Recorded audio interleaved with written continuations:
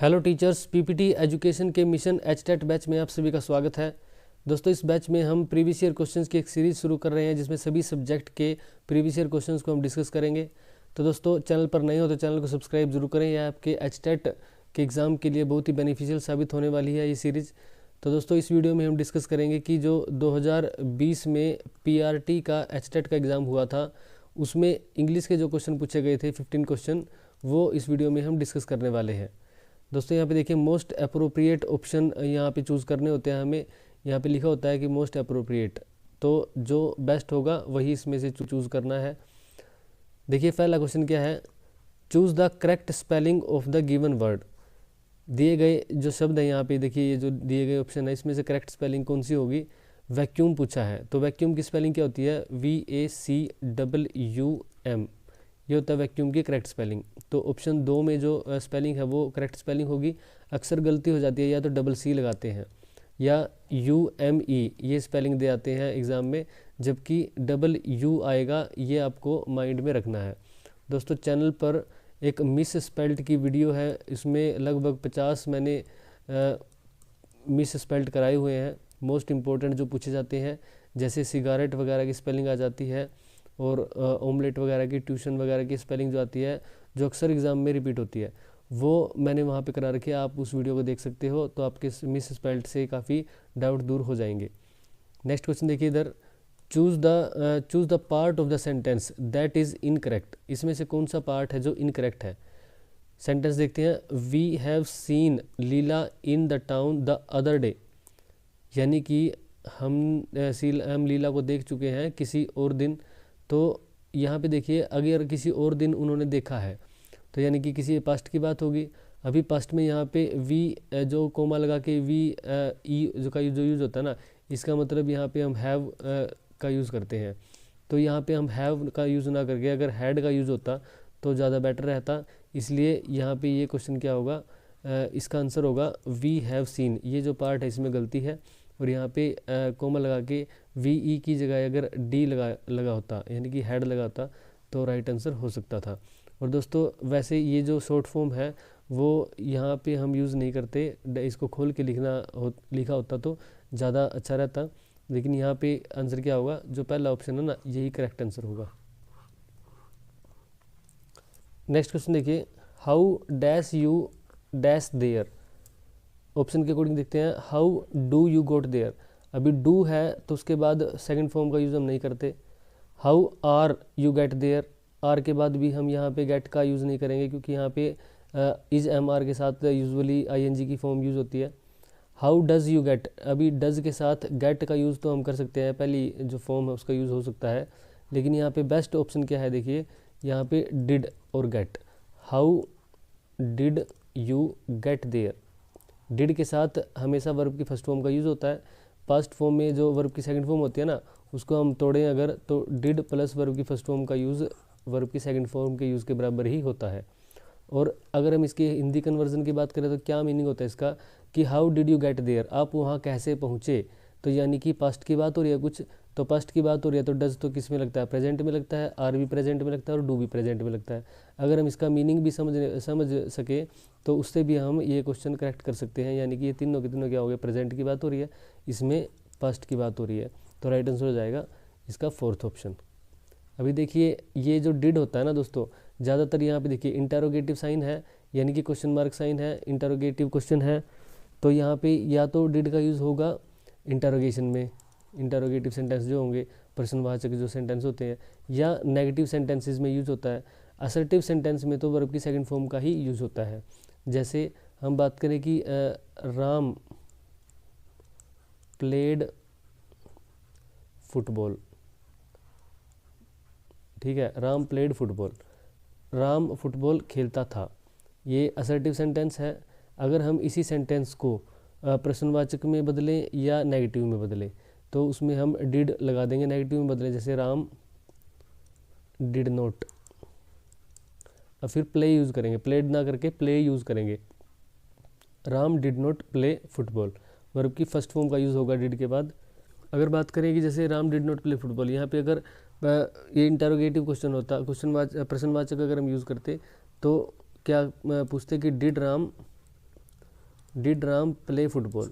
फिर यहाँ पे क्या हो जाता है, डिड को हम पहले लगाते और लास्ट में क्वेश्चन मार्क आता और प्ले यानी कि वर्ब की फर्स्ट फॉर्म का यूज़ करते। तो इसलिए हम कहाँ पे यूज़ करते हैं इसका, या तो इंटरोगेटिव सेंटेंसेज में या नेगेटिव सेंटेंसेज में, असर्टिव सेंटेंसेज में आमतौर पर वर्ब की सेकंड फॉर्म का ही यूज़ होता है। नेक्स्ट क्वेश्चन देखिए यहाँ पे, a canal is a place where. Canal जो प्लेस होता है दोस्तों, वो डॉग्स वहाँ पे रखे जाते हैं, उसको बोलते हैं हम। जैसे कई जगह पे आपने देखा हुआ, शहरों में लिखा भी रहता है जहाँ पे कुत्ते वगैरह बेचे जाते हैं, पाले जाते हैं, तो वहाँ पे कैनल लिखा जाता है बाहर। तो राइट आंसर होगा dogs are kept. Next question देखिए, the comparative form of useful. Useful की कंपैरेटिव फॉर्म क्या होती है? कंपैरेटिव फॉर्म का मतलब जैसे हम लिखते हैं ना, पॉजिटिव डिग्री, कंपैरेटिव डिग्री और सुपरलेटिव डिग्री। जैसे गुड, बेटर और बेस्ट। अब गुड क्या होती है? पॉजिटिव डिग्री होती है जहाँ पे कोई कंपैरिजन नहीं होता किसी के साथ। बेटर जहाँ पे दो के बीच में कंपैरिजन होता है, वहाँ पे कंपैरेटिव डिग्री का यूज़ करते हैं। और बेटर क्या होता है? जैसे Ram is better than Shyam, तो बेटर कहाँ पे होगा? दो के बीच में कंपैरिजन। और यहाँ पे बेस्ट यानी कि मोर देन टू या फिर ऑल, सभी के बीच में जो कंपैरिजन होता है, वहाँ पे सुपरलेटिव डिग्री हम यूज़ करते हैं। हिंदी में इसको बोलते हैं उत्तमावस्था, इसको उत्तरावस्था बोलते हैं, इसको उत्तमावस्था बोलते हैं, और इसको मूलावस्था बोलते हैं, मूल अवस्था। तो यहाँ पे देखिए अब इसकी कंपैरेटिव डिग्री क्या होगी? मोर यूज़फुल। द मोस्ट, मोस्ट कहाँ पे आएगा? जहाँ पे सुपरलेटिव होगी। यूज़फुलर और यूज़फुलर ऐसे इसका नहीं बनता। जैसे हम बना देते हैं ना, कई जो वर्ड होते हैं उनका लास्ट में जैसे बेटर लगा दिया और बेस्ट लगा दिया, ई आर और ई एस टी लगा के बना देते हैं, तो ऐसा नहीं होता। यहाँ पे यूज़फुल का क्या होगा? यूज़फुल, मोर यूज़फुल और मोस्ट यूज़फुल, ऐसे बनता है इसका। अगर हम बात करें कि जैसे बिग, बिगर, बिगेस्ट, बिग और फिर ये जी दो बार आ जाता है, बिगर और बिगेस्ट। तो दोस्तों यहाँ पे देखिए ई आर और एस टी लगा के बना दिया, लेकिन यूज़फुलर यूज़फुलेस्ट नहीं होता, इसका होता है मोर यूज़फुल और मोस्ट यूज़फुल। नेक्स्ट क्वेश्चन देखिए, Shivaji was a great king. The underlined word are, यानी कि एक तो ये अंडरलाइन है, एक ये अंडरलाइंड है, तो इनको हम क्या बोलते हैं? ये दोनों के दोनों ही नाउन होती है, नाउन यानी कि संख्या। वाज क्या होती है? हेल्पिंग वर्ब होती है, जो कि पास्ट की हेल्पिंग वर्ब है। ए ग्रेट किंग, अब यहाँ पे ए क्या है? ये आर्टिकल है, आर्टिकल, और ग्रेट क्या है? यहाँ पे ग्रेट, अब ये नाउन है, नाउन की विशेषता अगर बता रहा है जो वर्ड, तो उसको हम क्या बोलते हैं? एडजेक्टिव बोलते हैं। अभी देखिए नाउन जो है यहाँ पे सब्जेक्ट के रूप में भी यूज हो सकती है, ये सब्जेक्ट है और ये ऑब्जेक्ट है। सब्जेक्ट के रूप में भी यूज हो सकती है, ऑब्जेक्ट के रूप में भी यूज हो सकती है नाउन। प्रोनाउन भी सब्जेक्ट के रूप में भी यूज हो सकता है और ऑब्जेक्ट के रूप में भी यूज हो सकता है। तो राइट आंसर क्या होगा दोस्तों इसका? ये नाउन है दोनों के दोनों, ऑप्शन 1 इज करेक्ट।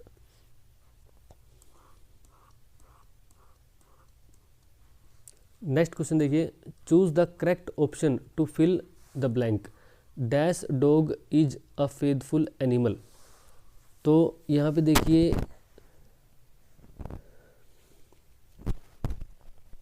अगर हम बोले कि a dog is a faithful animal, तो यहाँ पे राइट हो जाएगा।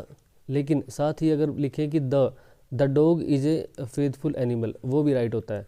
दोस्तों इसमें क्या होता है, इस क्वेश्चन में कन्फ्यूजन हुई थी, किसी ने ए लगाया था, किसी ने द लगाया था, लेकिन इन दोनों को ही करेक्ट माना गया था आंसर की में, तो ए और द।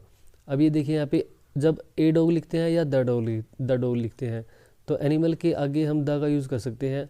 और अ डॉग अगर लिखे तो वो डॉग की पूरी प्रजाति को, डॉग की पूरी जो स्पीसीज़ है ना, उसको दर्शाता है। ऐसा नहीं बोलते कि मैं एक कुत्ता। तो हम यहाँ के लिए यहाँ पे क्या मीनिंग निकलता है कि कुत्ता जो होता है वो फेथफुल एनिमल होता है, यानी कि पूरे के पूरे सभी कुत्तों को वो रिप्रेजेंट करता है। तो ए और द दोनों को हम यहाँ पे यूज़ कर सकते हैं। साथ ही दोस्तों मैं आपको एक बात और बता दूं कि जैसे यहाँ पे ए लगा है, तो a dog is a faithful animal, यहाँ पे ए लगा है। अभी इनकी साउंड में क्या फ़र्क होता है? यहाँ पे जो ए लगा है इसको हम बोलते हैं ए, यानी कि ए डॉग इज, और फिर जो बीच में ए होता है ना, इसको हम बोलते हैं अ। कई जगह देखा होगा आपने, कोई इसको ए को अ भी बोल देता है, कोई ए बोलता है। यानी कि जो स्टार्टिंग में होता है, उसको हम उस पर हमें एम्फसाइज यानी कि उस पर हमें जोर देना होता है, और उसको हमें हाईलाइट करने के लिए ए डॉग ए बोलेंगे। और लास्ट और जो बीच में जब पढ़ते पढ़ते हम बीच में जो कोई ए आ जाए तो उसको हम ए ना बोलकर अ बोलते हैं, ताकि उसमें ज़्यादा टाइम ना लगे और उस पर ज़्यादा जोर भी नहीं देना पड़ता। तो a dog is a faithful animal, अ यहाँ पे अ की साउंड आएगी, यहाँ पे ए की साउंड आएगी। ऐसे ही जो द के साथ भी होता है, आपने इसको सुना होगा, दी भी बोला जाता है और द भी बोला जाता है। तो कहाँ पे दी बोला जाता है और कहाँ पे द बोला जाता है?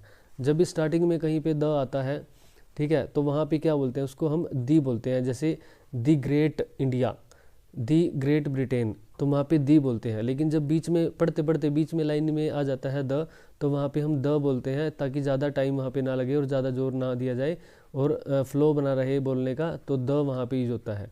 तो दोस्तों इन बातों को भी याद रखना। नेक्स्ट क्वेश्चन देखिए, he was fined dash parking his car dash a no parking area. अब यहाँ पे जो आया है ना ए, इसको हम ए ना बोलकर अ बोलते हैं, ताकि इस पर ज़्यादा टाइम ना लगे और फ्लो बना रहे। तो बीच में जो यूज़ होता है उसको हम क्या बोलते हैं, अ बोलते हैं। और टाइटल में या पहले जो आ जाता है जिस पे एम्फसाइज यानी कि जोर देना ज़रूरी होता है, उसको हम ए बोलते हैं। ऐसे ही द के साथ भी होता है। तो यहाँ पे देखिए कौन सी प्रपोजिशन का यूज़ होगा, करेक्ट प्रपोजिशन से क्वेश्चन पूछा गया है। प्रपोजिशन की वीडियो भी मैंने चैनल पर डाल रखी है इंग्लिश के, आप उनको देख सकते हो। बहुत ही अच्छे उसमें डायग्राम के साथ यानी कि फिगर के साथ मैंने उसमें समझा रखा है। He was find dash parking, he was fined for, पहली बात तो फॉर का यूज़ होगा। अब देखिए फॉर का यूज़ होगा तो यही राइट आंसर हो जाएगा इसमें, क्योंकि और कहीं पे फॉर है ही नहीं है। He was fined for parking in his car, he was fined for parking his car in a no parking area. तो क्या होगा राइट आंसर, फॉर और इन इसका राइट आंसर हो जाएगा। नेक्स्ट क्वेश्चन देखिए, the word which is not a synonym of foe. दोस्तों आपने एक 7वीं क्लास में या 6ठी क्लास में एक चैप्टर होता है फायर फ्रेंड एंड फो, पहले आता था, अभी पता नहीं है या नहीं। हमने तो पढ़ा था फायर फ्रेंड एंड फो, यानी कि फो का मतलब होता है दुश्मन और फ्रेंड का मतलब होता है दोस्त। तो यहाँ पे देखिए सिनोनिम पूछा है कि इनमें से पर्यायवाची कौन सा नहीं है। तो अगर फो का मीनिंग होता है दुश्मन, तो फ्रेंड इसका क्या हुआ, पर्यायवाची नहीं होगा, इसका विपरीतार्थक शब्द होगा। तो सिनोनिम इसके देखिए एनिमी, एनिमी का मतलब भी दुश्मन होता है, अपोनेंट का मतलब भी विरोधी होता है, एडवर्सरी जो होता है वो भी विरोधी होता है, यानी कि विपरीत कंडीशंस बोल देते हैं एडवर्सरी, विपरीत। तो फ्रेंड यहाँ पे राइट आंसर होगा, यानी कि इसका सिनोनिम नहीं है, नोट पूछ रखा है। यहाँ पे आपको फोकस करना ज़रूरी है कि पूछ क्या रखा है। अभी कई बार क्या होता है, सिनोनिम पूछ रखा होता है, हम एनिमी हमारे दिमाग में बैठ जाता है तो हम एनिमी करके आ जाते हैं, ये नहीं देखते कि नोट पूछ रखा है। और जिसके दिमाग में अपोनेंट बैठा होता है वो अपोनेंट करके आ जाता है, यानी कि पूछा क्या है ये देखना ज़रूरी है। नेक्स्ट क्वेश्चन देखिए, ही केम लेट। अभी यहाँ पे देखिए ही क्या है, ये एक प्रोनाउन है और सब्जेक्ट का काम भी कर रहा है। केम क्या है, ये एक वर्ब है और वर्ब कौन सी है, वर्ब की सेकंड फॉर्म है। और लेट यानी कि देरी से, वह देरी से आया। अभी आया है वह वर्ब है और वर्ब की विशेषता कौन बता रहा है कि वह कैसे आया है, वह लेट आया है।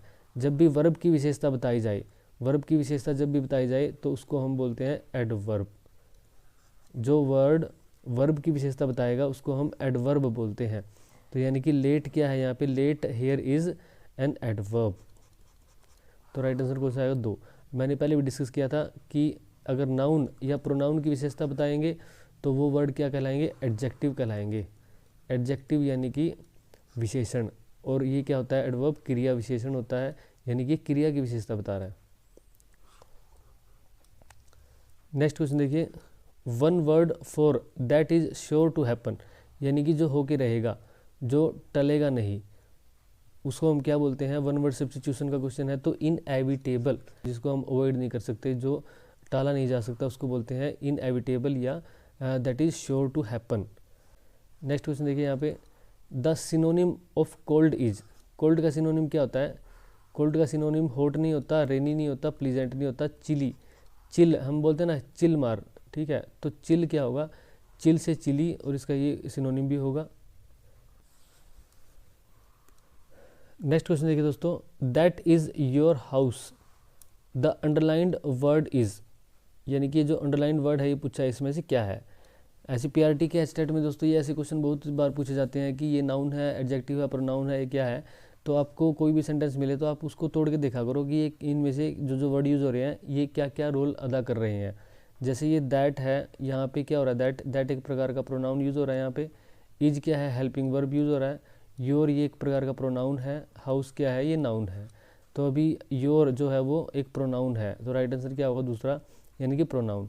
प्रोनाउन की अगर बात करें तो दोस्तों प्रोनाउन को जब हम यूज़ करते हैं ना, वो फर्स्ट पर्सन होते हैं, सेकंड पर्सन भी प्रोनाउन होते हैं और थर्ड पर्सन के प्रोनाउन होते हैं। जैसे आई और वी ये फर्स्ट पर्सन के प्रोनाउन होते हैं। फिर सेकंड पर्सन के प्रोनाउन कौन से होते हैं, यू और दे या ही सी इट, ये कौन से होते हैं, थर्ड पर्सन के प्रोनाउन होते हैं। और यहाँ पे देखिए दे ये प्लूरल होते हैं और ही सी इट ये सिंगुलर प्रोनाउन होते हैं और ये फर्स्ट पर्सन के प्रोनाउन होते हैं। प्रोनाउन की अगर केस की बात करें तो केस क्या होते हैं, जैसे सब्जेक्टिव केस के प्रोनाउन होते हैं और ऑब्जेक्टिव केस में भी प्रोनाउन होते हैं। जैसे अभी दैट इज़ योर हाउस, अभी योर जो है ये पोजेसिव केस का प्रोनाउन है, पोजेसिव केस का, कि तुम्हारा घर। अगर स्टार्टिंग में जो प्रोनाउन यूज़ होते हैं वो सब्जेक्टिव केस के प्रोनाउन होते हैं, सेंटेंस के लास्ट में जो प्रोनाउन यूज़ होते हैं वो ऑब्जेक्टिव केस के प्रोनाउन होते हैं। और यहाँ पे कौन से प्रोनाउन है, ये योर जो है ये पोजेसिव केस का प्रोनाउन होता है। नेक्स्ट क्वेश्चन देखिए, मैच द फॉलोइंग। अभी डॉग्स, काउज, कैट्स, फ्रॉग्स और हॉर्सेस, और यहाँ पे इनकी साउंड दे रखी है कि कौन से जानवर जो होते हैं वो कैसी साउंड प्रोड्यूस करते हैं। तो अभी देखिए आप इनकी साउंड है ना बोल के देखोगे तो भी आपको पता चल जाएगा, लेकिन एग्ज़ाम में क्या करते हैं हम कंफ्यूज हो जाते हैं। अभी देखिए हॉर्स है और नी, आप इसको बोल के देखिए नी, तो हॉर्स जैसे हिनहिनाता है ना, तो नी की साउंड हमें उसमें देखने को मिलेगी, तो यहाँ पे राइट आंसर हो जाएगा। और कैट का आपको म्याऊं म्याऊं करती है कैट, तो आपको पता चल जाएगा कि म्याऊं कैट की साउंड होती है। डॉग क्या करता है, भौंकता है, तो भौंकने को इंग्लिश में बोलते हैं बार्क, तो ये इसकी साउंड होती है। फिर देखिए फ्रॉग्स और काउज, फ्रॉग्स क्या करता है, क्रोक क्रोक करता है ऐसे, और काउज क्या करती है, काउज मुँह, ठीक है, ऊँ वगैरह करती है ना, जब काउज को बोलते देखा होगा तो मुँह ये साउंड आती है उसके अंदर से। तो राइट आंसर क्या हो जाएगा, इनको ऑप्शन को मिलाओगे तो दूसरे जो ऑप्शन में ऑप्शन मिला रखे हैं ना, ये करेक्ट आंसर हो जाएगा इसका। देखिए नेक्स्ट और लास्ट क्वेश्चन है इसमें, choose the grammatically correct sentence. Grammatically आपको ये स्पेलिंग देखनी है, एग्ज़ाम में स्पेलिंग पूछी जा सकती है। ग्रामर की जो स्पेलिंग अक्सर पूछी जाती है कई बार, तो MAR, GRAMMAR, यहाँ पे ये पोर्शन आपने देखना है। कई बार क्या करते हैं यहाँ पे ई लगा देते हैं या एम को सिंगल कर देते हैं, तो इन चीज़ों का आपने ध्यान रखना है। मैंने जो मिस स्पेल्ड की वीडियो जो बना रखी है ना, उसमें यही बातें बता रखी है कि गलती कहाँ पे होती है, तो आप उस वीडियो को ज़रूर देखना। देखिए साची गोज़ अब्रोड लास्ट ईयर, अभी लास्ट ईयर है तो यानी कि पास्ट की बात हो रही है, और गोज़ क्या है, ये तो प्रेजेंट की है, तो यानी कि गड़बड़ है, इसको हम सही नहीं मानेंगे। साची will go abroad last year, देखिए फिर लास्ट ईयर की बात होगी और विल लगा दिया, तो इसको भी हम क्या मानेंगे, गलत मानेंगे। साची will be going abroad next year, साची अगले साल, नेक्स्ट ईयर की बात हो रही है तो विल आ सकता है, अगले साल विदेश जा रही होगी, बाहर जा रही होगी, तो इसको हम होल्ड कर सकते हैं कि ये राइट हो सकता है। साची will be go abroad next year, अभी नेक्स्ट ईयर है अगले साल, विल का यूज़ तो सही हो रखा है, लेकिन विल बी के साथ गो का यूज़ नहीं होता, गोइंग का यूज़ होता है। तो राइट आंसर क्या होगा यहाँ पे, थर्ड होगा, फोर्थ भी रॉन्ग हो जाएगा। तो दोस्तों अगर आपको रूल पता है या आपको ये पता है कि इस वर्ब के साथ कैसे नेक्स्ट कोई भी हेल्पिंग वर्ब है या वर्ब है या कोई जैसे ये कीवर्ड होते हैं, जैसे लास्ट ईयर या नेक्स्ट ईयर, ये कीवर्ड होते हैं, इनसे पता चल जाता है कि बात पास्ट की हो रही है या प्रेजेंट की हो रही है या फ्यूचर की हो रही है, तो उसके अकॉर्डिंग हम वर्ब का यूज़ कर सकते हैं। जैसे यहाँ पे मैंने देखा कि विल बी गोइंग का यूज़ सही होगा, विल बी गो का यूज़ नहीं होता सही, तो ऐसे हम क्वेश्चंस को करेक्ट कर सकते हैं। तो दोस्तों आप कमेंट करके ज़रूर बताना कि आपको वीडियो कैसी लगी। इंग्लिश के 15 क्वेश्चन हमने देखे यहाँ पे, और ये PRT का 2020 का जो एग्ज़ाम था उसके अंदर ये क्वेश्चन पूछे गए थे। अगर आपकी कोई टॉपिक या किसी वीडियो की डिमांड है तो आप कमेंट कर सकते हैं, मैं उसको ज़रूर आपके लिए लेके आऊँगा। और चैनल को सब्सक्राइब करके चैनल को शेयर ज़रूर करें, वीडियो को लाइक करें, कमेंट करें, ताकि चैनल को सपोर्ट मिले। और आपके लिए ये चैनल है, आप सपोर्ट करोगे तो दोस्तों यहाँ पे बेहतरीन कंटेंट आपके एग्ज़ाम के लिए मैं लेके आता रहूँगा। मिलते हैं नेक्स्ट वीडियो में, थैंक यू।